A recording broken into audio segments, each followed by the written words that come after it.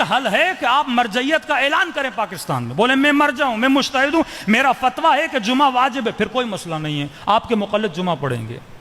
اور افسوس سے کہنا پڑتا ہے، میں تمام علماء کا احترام کرتا ہوں،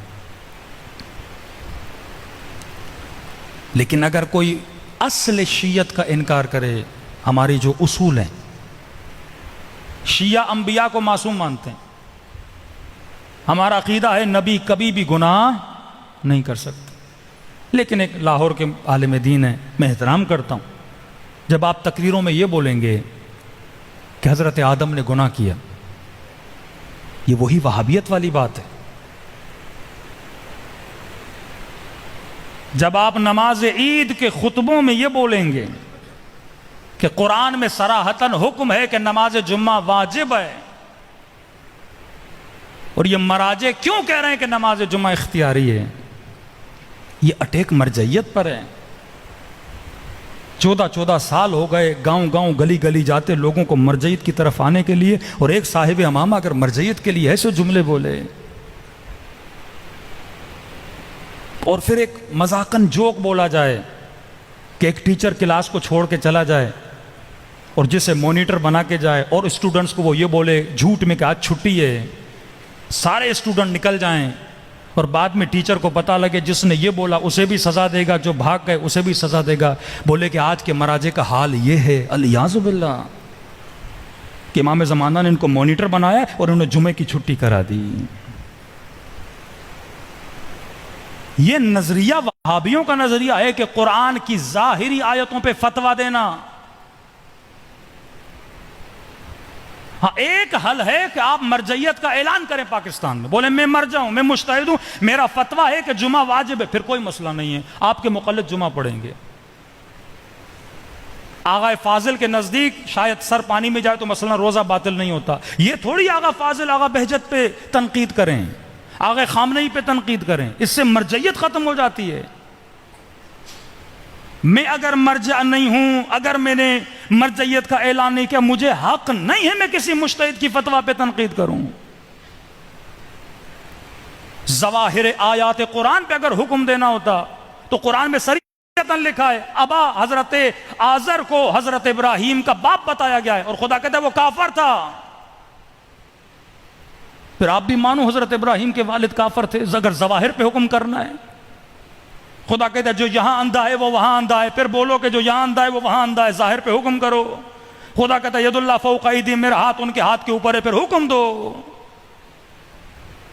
سینکڑوں احادیث ہیں چھٹے امام کے زمانے میں کہ امام نے لعنت بھیجی ان لوگوں پر جو جمعہ پڑھنے جا رہے ہیں۔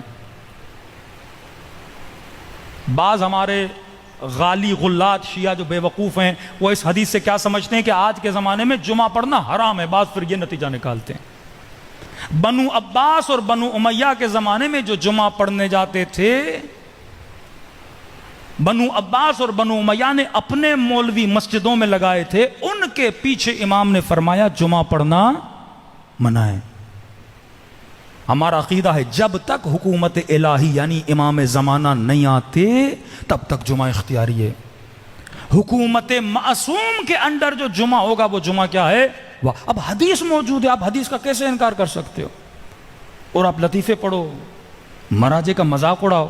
چلو آپ نے ایک لطیفہ پڑھا ہے، ایک آج میں بھی سنا دیتا ہوں۔ کہتے ہیں رسول خدا اپنے اصحاب کے ساتھ گئے، ظہر کی نماز پڑھی، یہ حدیث ہے، اہل سنت کی کتب میں شیعہ میں دونوں میں موجود ہے۔ نماز ظہر کی نماز پڑھی، نماز پڑھنے کے بعد انہوں نے اونٹ کا گوشت کھایا۔ اب وقت ہونے والا تھا نماز عصر کا۔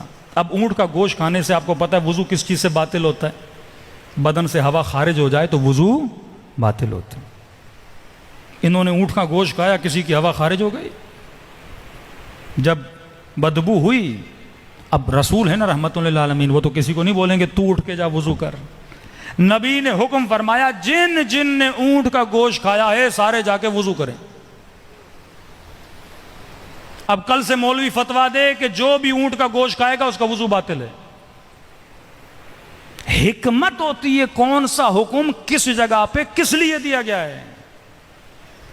یہی حکمت بعض شیعوں میں نہیں ہے.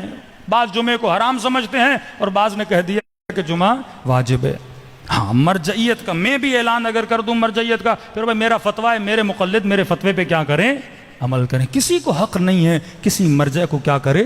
ٹوکے. اسی طرح رہبر کا ایک فتویٰ ہے اس کے مرجع عمل نہ کریں. آغا سستانی کا ایک فتویٰ ہے مرجع عمل کریں. مرجعیت شیعت کی بقا ہے، انبیاء کی عصمت ہمارا ایمان ہے. کسی نبی کا باپ کافر نہیں ہو سکتا. اگر آپ اس بات پہ آ گئے پھر علی بن ابی طالب کے لیے کیا بولو گے؟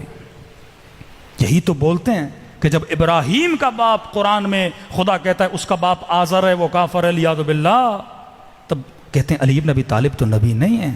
ساری اساس ہمارے عقیدوں کی خراب ہو جاتی ہے. یہ سوچ اور فکر ہمیں ہونی چاہیے کہ جب ہم گفتگو کر رہے ہیں کہیں مکتب کو نقصان نہ دیں.